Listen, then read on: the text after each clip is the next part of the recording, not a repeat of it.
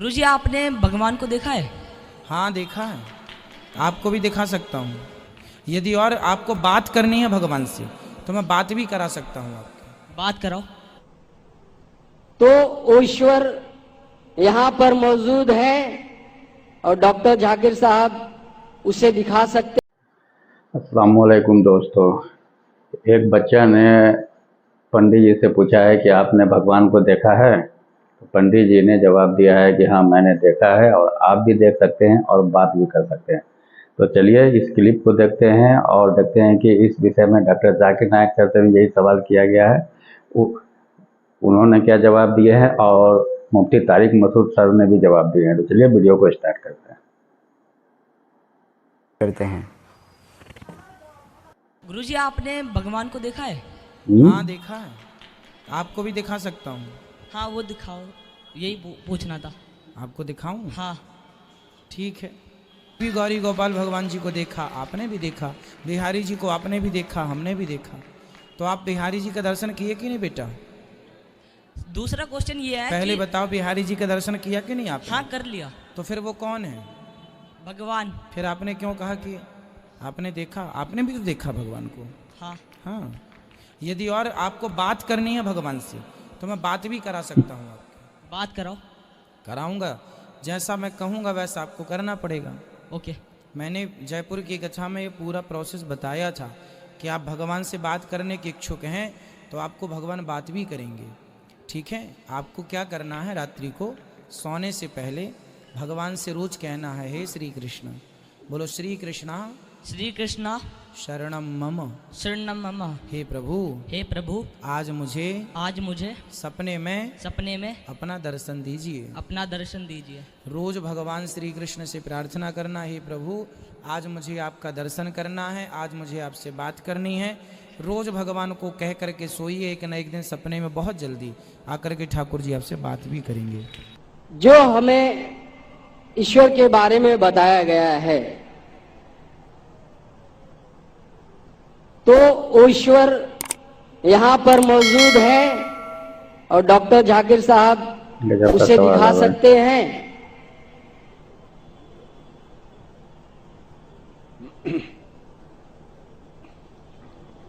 भाई साहब का सवाल है कि उसने कहा है कि उसकी उम्र 49 इयर्स की है और उसने अभी अभी दाखिला लिया है और उसे पता लगा है कि ईश्वर महान है और ईश्वर जर्रे जर्रे में मौजूद है और वो सच कहता है, ताकतवर है। अक्सर चीजें आपने जो ईश्वर के बारे में कही है काफी हद तक सही है, लेकिन इसमें कुछ मिलावट थी, आपकी हिंदू फिलॉसफी की और इस्लाम की मिलावट थी। आपने कहा कि ईश्वर यहां मौजूद है, सब जगह मौजूद है और अगर मौजूद है तो दिखा सकते हैं क्या? नहीं। पहला चीज हम ये हिंदू फिलॉसफी है कि ईश्वर सारे जगह मौजूद है। कुरान मजीद में अल्लाह ताला कहते हैं कि ईश्वर अर्श पे है, ईश्वर की ताकत सारी जगह मौजूद है। Allah has power over all things, अल्लाह की ताकत सारे कायनात पे है। जापान में, इंग्लैंड में, हिंदुस्तान में, वो चाहे तो कुछ भी कर सकता है, चाहे तो। लेकिन ईश्वर सब जगह मौजूद है, ये किधर भी नहीं लिखा है कुरान में, ना कुरान में ना कोई भी सही हदीस में क्या ईश्वर सारे जगह मौजूद है। ईश्वर अर्श पे है। और आपने कहा कि ईश्वर अगर मौजूद है तो जाकिर साहब ईश्वर को दिखा सकते हैं क्या? नहीं, जाकिर साहब ईश्वर को नहीं दिखा सकते, क्योंकि ईश्वर फरमाते हैं, अल्लाह ताला कुरान मजीद में फरमाते कि इस जिंदगी में आप उन्हें देख ही नहीं पाएंगे। मूसा अलैहिस्सलाम का जिक्र आता है कुरान मजीद में। मूसा अलैहिस्सलाम हमारे पैगंबर, वो अल्लाह से दरखास्त करते कि मैं आपको देख सकता हूं, मैं आप में मानता हूं कि आपको देख सकता हूं। तो अल्लाह ताला फरमाते कि उस पहाड़ को देखो, उस पहाड़ को मैं एक झलक दिखा, मेरे पूरे अपने आप को नहीं दिखाऊंगा, एक झलक दिखाऊंगा, आप पहाड़ को देखो क्या होता है। तो अल्लाह ताला जब एक झलक दिखाते उस पहाड़ को देख के मूसा अलैहिस्सलाम बेहोश हो जाते। पहाड़ को देख के, ईश्वर को देख के, ईश्वर को तो कोई देख ही नहीं सकता है। ईश्वर को हम अगली जिंदगी में अगर इस इम्तिहान में सफलता पाएंगे कामयाब होंगे, जब जन्नत में जाएंगे तो इंशाअल्लाह हदीस में आता है कि हम अल्लाह का वजह देखना चाहेंगे, उसका चेहरा देखना चाहेंगे। इस दुनिया में नहीं देख सकते, देख ही नहीं सकते, मुमकिन ही नहीं है। हमारे पैगंबर मूसा अलैहिस्सलाम भी नहीं देख सकते थे। तो आप अगर पूछेंगे कि अल्लाह मौजूद है तो दिखाओ। और एक चीज, मौजूद होने के लिए दिखना जरूरी नहीं है। और मैं मिसाल पेश करूंगा, एक मिसाल पेश करूंगा कि एक शख्स आके एक नेक इंसान से पूछते हैं कि ये तलवार है और मैं तलवार से आपका हमला करूंगा, मैं इस तलवार से आप पर हमला करूंगा। आपका अगर ईश्वर है तो आपको बचा ले। पहले दरखास्त होती हो आदमी से कि अगर ईश्वर है तो आप हमला करो और मुझे बचाओ। तो ये धार्मिक इंसान कहते हैं कि आप मुझ पे हमला करो और अगर ईश्वर है तो मुझे बचाएंगे। तो इससे ये जाहिर होता है इस मिसाल से कि जरूरी नहीं अगर मौजूद है तो वो आके बचाए, क्योंकि बहुत बार ऐसा होता है कि जाहिर करना जरूरी नहीं है। मिसाल के तौर पे ये हवा मौजूद है, हमें दिख रही नहीं, क्योंकि हवा नहीं दिखती उसका मतलब नहीं कि हवा नहीं है। हवा अगर नहीं दिखती उसका मतलब नहीं कि हवा मौजूद नहीं है।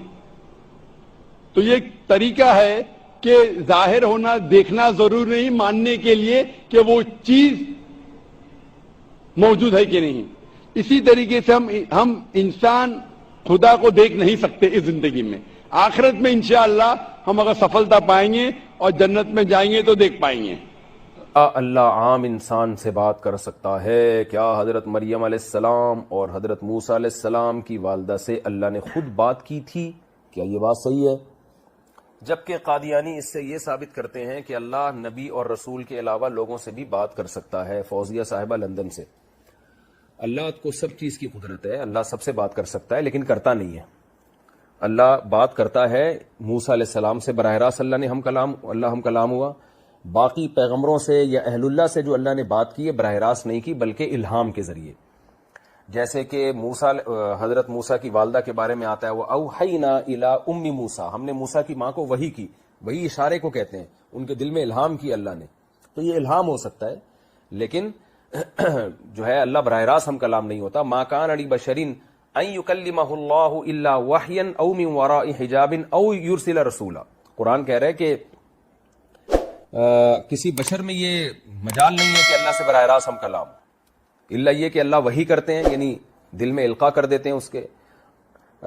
औ मिन वराइ हिजाब, या अल्लाह पर्दे के पीछे से हम कलाम होते हैं, जैसे मूसा अलैहिस्सलाम से अल्लाह हम कलाम हुए, बराह रास्त हुए लेकिन पर्दे के पीछे से। औ युरसिला रसूलन, या अल्लाह किसी पैगंबर को भेज देते हैं, जैसे जिब्रील, यानी रसूल को भेजते हैं, यानी फरिश्ते को, जैसे जिब्रील को भेजा। तो यानी इल्हाम भी हो सकता है, और पैगंबरों पर जो इल्का होता है उसको वही कहा जाता है, और अहलुल्लाह पर जो पैगंबरों के अलावा पर जो इल्हाम होता है उसको इल्हाम कहते हैं, उसको वही से ताबीर नहीं किया जाता।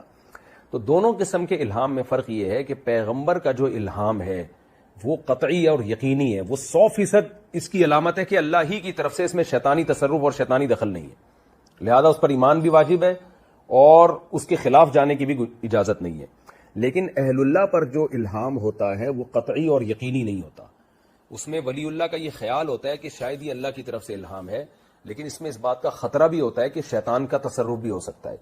अब मूसा अलैहिस्सलाम की वालदा को जो इल्हाम हुआ उसमें फी नफ्सी ही इसका इम्कान था कि अल्लाह की तरफ से भी हो सकता है शैतान की तरफ से हो, लेकिन जब कुरान ने बयान कर दिया कि हमने मूसा की मां पे इल्हाम किया था, तो कुरान के बयान से यह बात साबित हो गई कि वो शैतानी तसर्रुफ नहीं था, वो वाकई 100% अल्लाह की तरफ से इल्हाम था।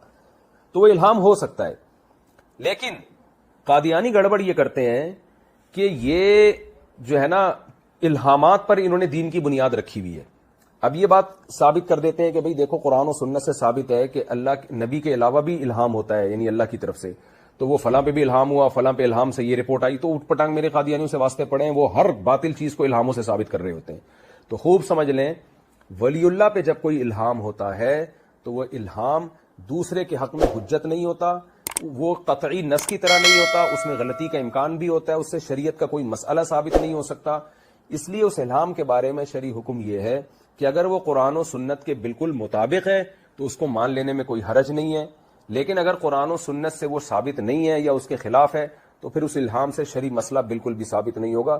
شرعی مسائل کے لیے الہامات نہیں ہیں بلکہ قرآن اور سنت، اجماع اور قیاس، یہ 4 شرعی دلائل ہیں. الہام سے کوئی شرعی مسئلہ کبھی بھی ثابت نہیں ہو سکتا کیونکہ الہام میں غلطی کا امکان ہوتا ہے. تو الہام ہو سکتا ہے ولی اللہ کو. تو گائز یہ ویڈیو کیسا لگا؟ اچھا لگا تو کمنٹ کر کے بتائیں، اور اگر آپ میرے چینل پہ نئے ہیں تو میرے چینل کو سبسکرائب کر دیں، لائک کر دیں. ملتے ہیں پھر کسی نیو ویڈیو میں، جب تک کے لیے بائے.